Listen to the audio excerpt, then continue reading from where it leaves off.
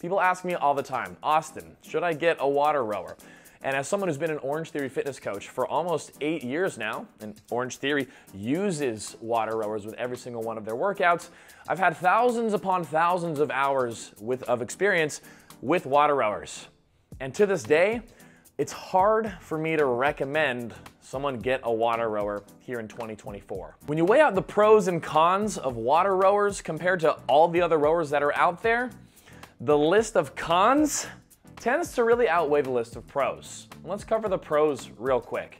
The main pro with the WaterRower, the one that stands out above basically all the other rowers, is the sound of the WaterRower. It's a nice, pleasant, swishing sound when you row. And if you're someone who lives in an apartment or you have very close neighbors, using louder rowing machines, basically every other rowing machine that's on the market is gonna be louder than a WaterRower will be. So WaterRowers are gonna be quiet, and that's really their big plus. The only other big benefit of WaterRowers is that they make very aesthetically pleasing rowers. There's lots of different options to choose from as far as the wood type and the finish color. And if you're looking to have your rowing machine be an aesthetic part of your home, then WaterRowers are always gonna look the best in your home compared to all the other rowers out there. But you know, when you take the quietness of the rower and some of the aesthetic options, that's really all you've got as far as the pros go compared to all of the cons that come with WaterRower compared to the other rowers that are out there in this day and age. Okay, so why wouldn't I recommend this rower if it's quiet and aesthetic? Well, my biggest beef with WaterRowers, if you can even call it beef, is how the rower is designed and how it promotes essentially poor rowing biomechanics. And so we're gonna get a little nerdy, a little technical here, but as someone who instructs rowing online for a living, these small things that we're gonna talk about make a big difference. Now, the biggest sort of design flaw with WaterRowers is the level of the seat and the foot plates. Now, I'm using a rowing model here from Orange Theory Fitness, but this is essentially consistent across all the different designs of WaterRowers. I've used a variety of them over the years. But if we look here at the level of the seat and the foot plates, we can see that they're very much in level, as in the seat isn't sitting that much higher than the foot plates. Now, if you compare this to other rowers that are out there, such as the Concept 2 Row Erg or the Averon Strong Rower, we can see that on those types of rowers, we see much more of a discrepancy between how high the seat is and how low the foot plates are. And when it comes to rowing well, you need to essentially be able to properly lean forward at the front of the rowing stroke with a neutral spine. But the higher, or should I say more in line, the seat and the foot plates are, the harder it is to do that. Even if you strap your feet really low into the foot plates, because the seat sits up in line with the foot plates, it is so challenging to keep a neutral spine and lean and compress your legs. You can imagine if the foot plates were lower, if I just drop these even more dramatically down, you don't want your feet so low here where, you know, the strap's coming off my toes, but being able to sit these lower, like on the design of the Concept 2 Row Ergs or the Averon Rower, when the feet are sitting lower, it makes it easier to lean forward. It brings your knees lower to allow you to lean forward with a neutral spine. And if you're strapping your feet into the rower like most people do, which is mindless and not even thinking about it, or having the strap sort of across the middle or the widest part of your shoe, this exaggerates the issue even more. It brings the knees up even higher, making it even harder to lean forward, bend your legs, and get length at the front end of the rowing stroke. And here's the thing, I'm someone who's pretty lean. I don't have a large midsection that I have to deal with. Most people who are buying rowing machines for weight loss have larger midsections. And when you have a large midsection in the way, it's now virtually impossible, because of how in line the seat and the foot plates sit, to get that proper lean forward. There's just no working around that. You need a higher discrepancy between the seat height and the foot plates. And that's one of my biggest issues with the WaterRower design. Another design flaw is the dual rail system that essentially forces the foot plates to be close together. When you have your feet close together and narrow, Again, when we put ourselves in the context of who's most likely to be using a water rower, someone who's buying a rower to lose weight and stay fit.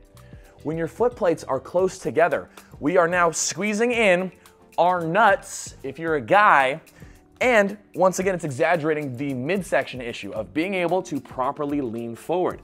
When you don't have adequate space between your feet to be more in line with the width of your hips, it makes it even more challenging to lean forward. When we look at other rowers, I like to use the Concept 2 Row Erg and the Averon Strong Rower as an example here. We have more width between the foot plates to allow more space to properly get our lean forward. Now, credit where credit's due, WaterRower designs like the City Row Rower, the City Row Go, that type of water rower with a monorail. The monorail allows the foot plates to be placed wider apart, which absolutely makes the issue a lot better. But most water rower designs are with the dual rail foot close together system. So essentially you've got this wombo combo of an inline seat height and foot plate height and feet close together that just make it extra hard to get proper biomechanics when rowing. I have rowed millions upon millions of meters over the last decade. And to this day, when I row on a water rower and I go really hard for a workout, I walk away with a sore back. Again, even as someone who sits their foot plates really low as possible, someone who I would consider myself a master of the rowing form, I still find myself with a sore lower back just because of this really infuriating design. So those are my biggest issues with the water rower design. However, one thing that is commonly misunderstood as far as the rowing resistance goes, water resistance is fine, and it's, it can be very reliable compared to purely magnetic plate resistance, because the forces of water, the more effort you put into it, the more it's going to resist you, which is great. And you'd think that because it's going through water, it's going to simulate rowing in a boat on the water. And the thing is, that would be true if the blade in the water rower was actually fully submerged in the water. Because we're only like half to maybe a third of the way submerged with the fan, you're not getting the connection that you would feel if you were taking a rowing stroke in an actual rowing boat. And so as far as creating the most authentic stroke feel, it's not going to feel as authentic as you think it might. And I would say that something that's more of an air resistance rower, or a combination of air and magnetic resistance, that has more settings with the damper, making it easier to adjust, or pure resistance settings on it, can create more of the heavy stroke feel that you would feel in a boat. And the simple fact of the matter is that there is more maintenance and upkeep required when you have a water tank. You've got to keep that water fresh. You are more prone to things like leaks and cracks and such. And if you want to truly adjust the resistance, you have to either add in more water or pump out water, which is a pain in the butt. Another thing that can be tricky with water rowers too is how it calculates your watts and your split per 500 meter, the main metrics that you use to track your intensity when you row. You see, Concept 2, the Row Erg, has created what we consider the gold standard for splits, for watts, etc. And the thing is, water rowers simply calculate things just way faster. Your 2,000 meter row, if you did it on a Concept 2, would be about a minute 20 seconds slower than it would be on a water rower. Water rower reports faster splits for relative the same effort that you would do on something like a Concept 2. And so you could think that you're a lot faster than you really are. Now, why does it calculate differently? I don't know.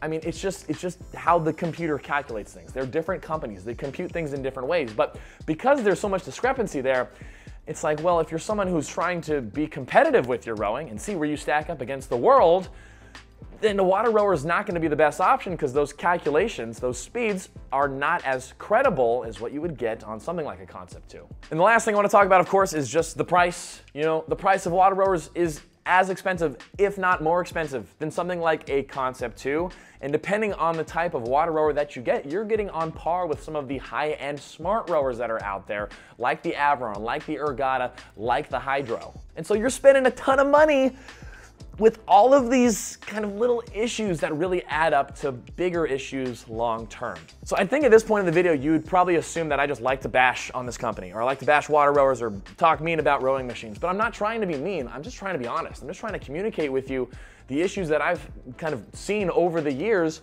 And as you know, as a company that's been around for forever, I don't know why these issues aren't addressed like first thing. Like if you really want to compete with kind of the gold standards that are out there, these things need to be addressed. I don't think rowing companies should be banking on the fact of someone buying a rower, using it a couple times, and then just not using it anymore.